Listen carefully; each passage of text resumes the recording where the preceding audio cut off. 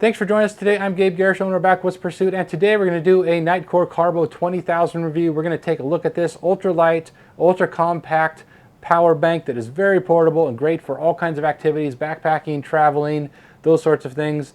We're going to take a look at how this thing realistically performed for me in my testing. I charge some of my portable devices and track the data. I'm going to bring that to you to help you decide if this is something that is right for you. Really appreciate it if you hit that subscribe button and follow us on Facebook and Instagram. Check out our website, backwoodspursuit.com. We've got a ton of gear reviews over there for you. Put link to all that down in the description for you, as well as a link toward the Nitecore Carbo 20,000 power bank. Let's get started.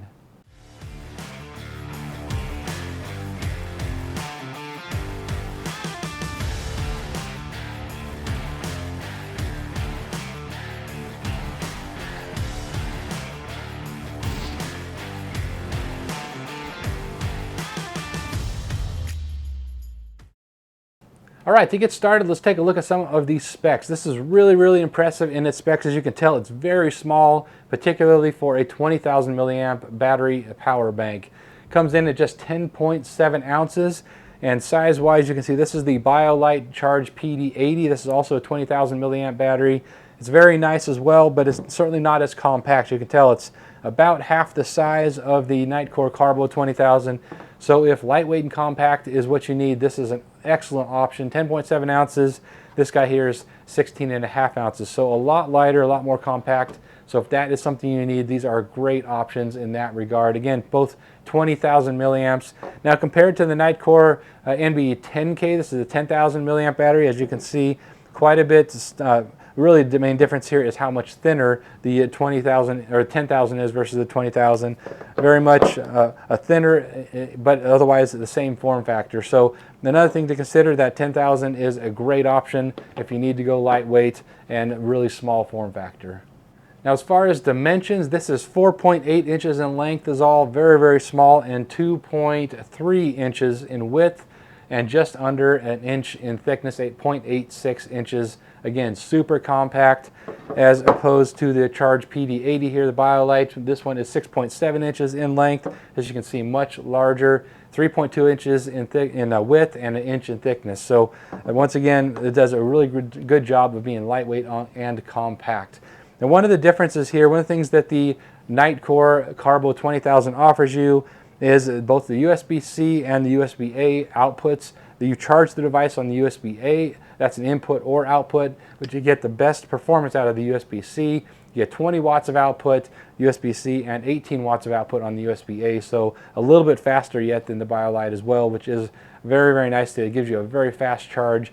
I was able to charge my Samsung Galaxy S23 with this from 0 all the way to 100%. That's a 3,900 milliamp battery.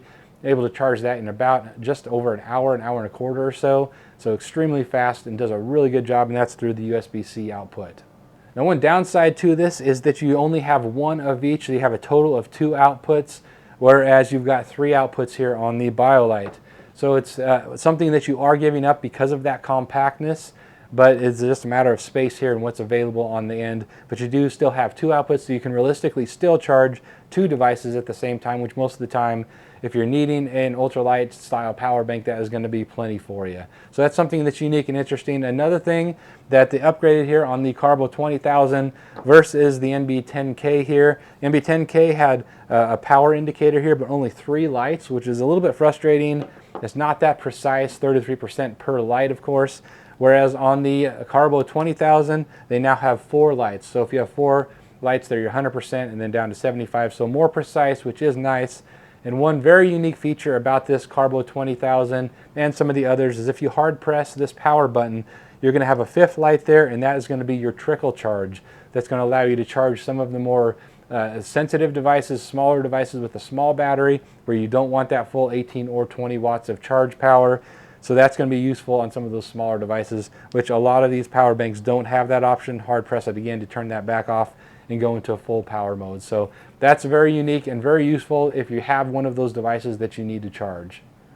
Now, as far as performance, like I mentioned earlier, I was able to charge my Samsung Galaxy S3 with 3,900 milliamp battery in about an hour and a quarter from 0 all the way to full. So very fast charging. That's through the USB-C, which is the faster, the 20 watts of output.